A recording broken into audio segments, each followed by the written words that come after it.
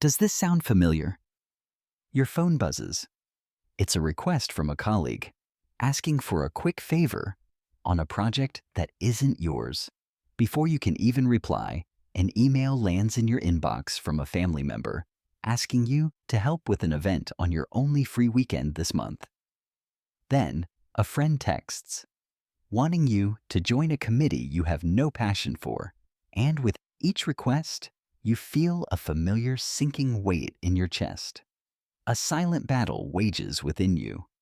One part of you, the logical part, knows your plate is already overflowing. You're tired. You're stretched thin. But another more powerful voice whispers, just say yes. It's easier. Don't disappoint them. Don't cause conflict. So you type back, of course, happy to help. And with each yes, a little piece of your time, your energy, and yourself is given away. You've fallen into what we might call the yes trap. This isn't just about being busy. It's a deeper pattern, a behavior known as people-pleasing. It's the habit of prioritizing others' needs and approval over your own, often at a great personal cost. It's a recipe for burnout, resentment, and a quiet sense of regret. You end up feeling overcommitted and underutilized, living a life that feels like it's being run by someone else's agenda. One leader I know, a man named Greg McKeown, shared a story that perfectly captures this pain. Hours after his daughter was born, he left his wife and newborn in the hospital to attend a client meeting. He felt he had to. He wanted to be a good team player. Afterward, his manager told him, "The client will respect you for the choice you just made." But Greg felt no pride.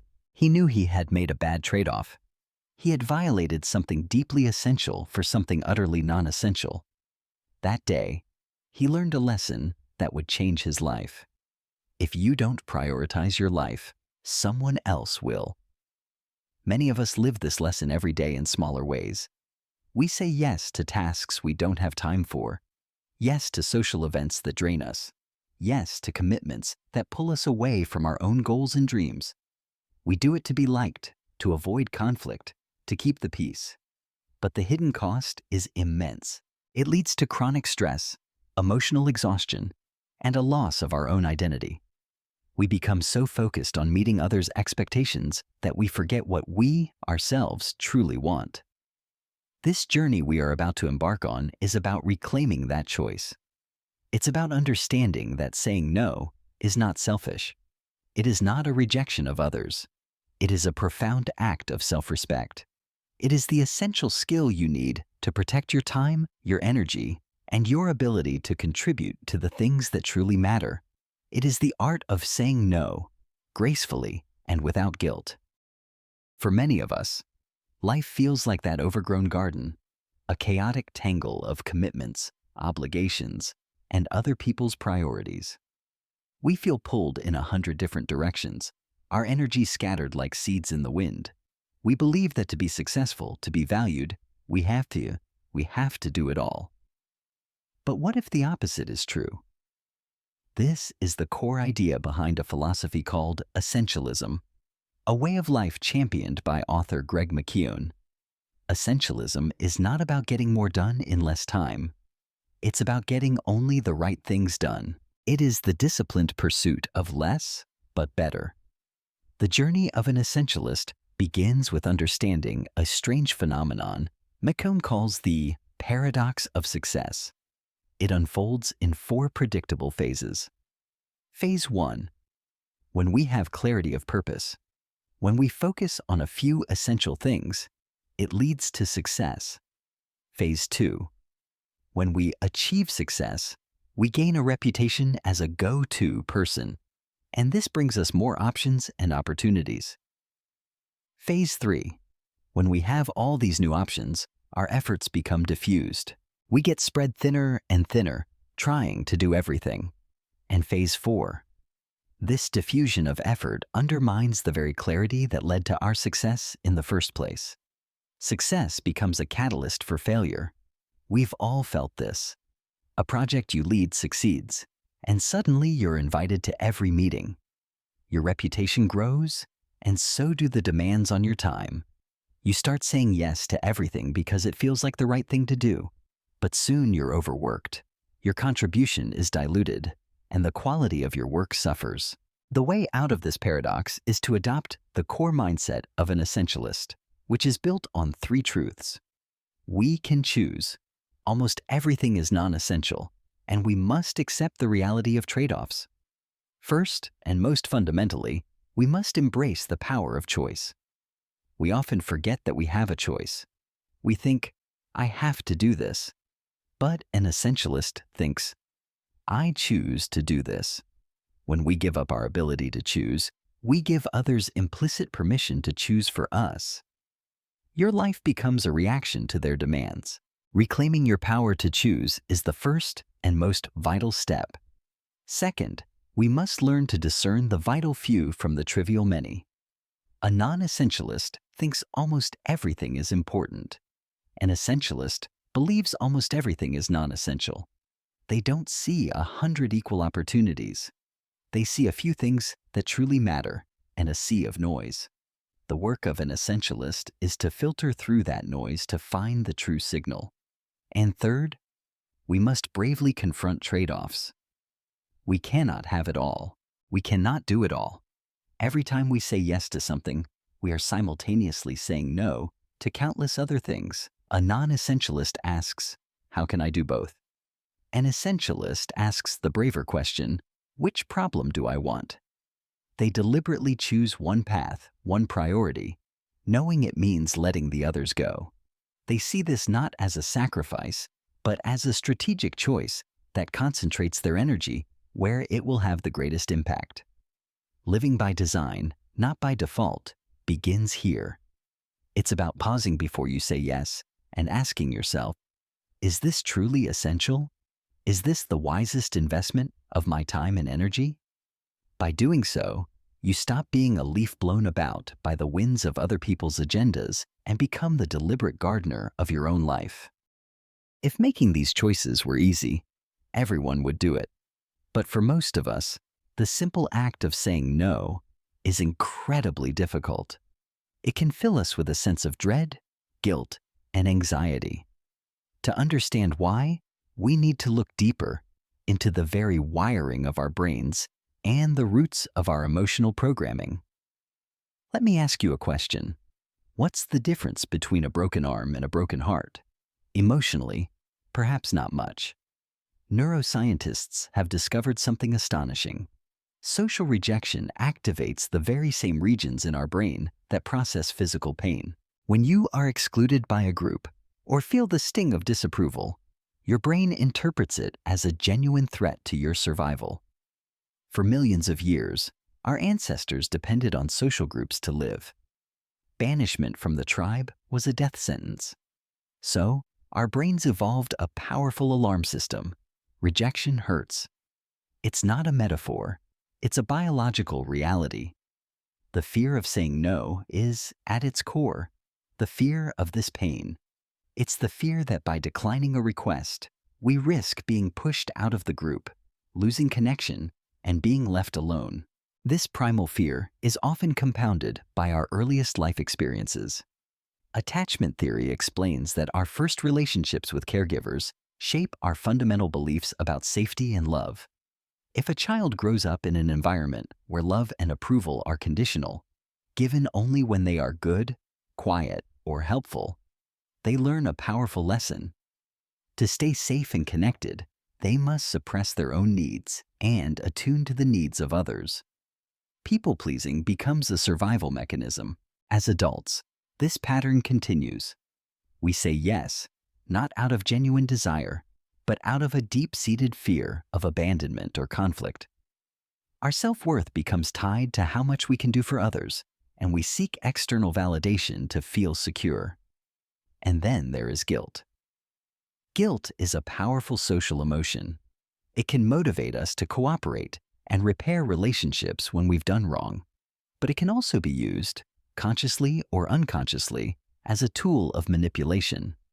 When someone says, "After all I've done for you," or implies that your no is a personal betrayal, They are activating this guilt response. We feel a pang of it and often give in, just to make the feeling go away. Understanding these forces is liberating. It allows us to see that the difficulty in saying no is not a character flaw. It's a combination of ancient survival wiring and deeply learned emotional patterns. It allows us to have compassion for ourselves, to recognize the fear and guilt without being controlled by them.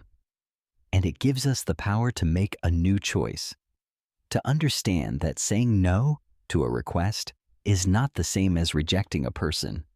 It is simply honoring our own limits, our own needs, and our own well-being. Understanding why it's so hard to say no is the first step. Learning how to do it is the second. This is where we move from theory to practice. Saying no is a skill, and like any skill, it can be learned and refined with a set of clear, graceful, and effective tools. The foundational principle is this: if it isn't a clear yes, then it's a clear no. So many of us live in the land of reluctant yeses and half-hearted commitments. An essentialist avoids this gray area. They wait for the opportunities that make them say, "Hell yeah," and treat everything else as a no. This clarity is your first line of defense. Let's build your toolkit with simple, direct scripts you can use in everyday life. The key is to be polite but firm, and to avoid over-explaining, which often just opens the door for negotiation. For simple requests, you can say, "Thank you for thinking of me, but I'll have to pass. I wish I could, but it's not possible for me right now. I'm sorry, but I'm unable to fit this in. I appreciate the offer, but I have other commitments right now." Notice what's missing: a long, elaborate excuse. You don't owe anyone a detailed justification. A simple, honest refusal is respectful to both you and the other person. For more complex situations, especially with people you care about, you can use a powerful framework from Nonviolent Communication (NVC). It has 4 parts: observation, feeling, need, and request. It turns a potentially confrontational no into a statement of your own truth. It sounds like this: when observation, I feel feeling. Because I need. Would you be willing to? Let's see it in action. Imagine a friend constantly asks you for last-minute favors that disrupt your schedule. Instead of letting resentment build, you could say, "When you ask me to help with things at the last minute, I feel stressed and overwhelmed because I need predictability and time to focus on my own priorities. Would you be willing to give me a few days' notice for future requests?" This isn't an attack. It's an honest expression of your experience. You are not blaming them. You are explaining the impact of their actions on you and stating what you need. What about saying no to your boss? This can feel especially risky. The key is to frame your no not as refusal, but as a clarification of priorities. When your boss gives you a new task, you can say, "I'd be happy to help with that. Right now, my priorities are Project A and Project B. To give this new task the attention it deserves, which of those should I put on the back burner?" This approach shows you are a team player, but it also makes the trade-offs clear. You are not refusing to work. You are asking your manager to help you make the most strategic use of your time. Finally, for persistent people who won't take no for an answer, you must be prepared to be a broken record. Stay calm and repeat your boundary.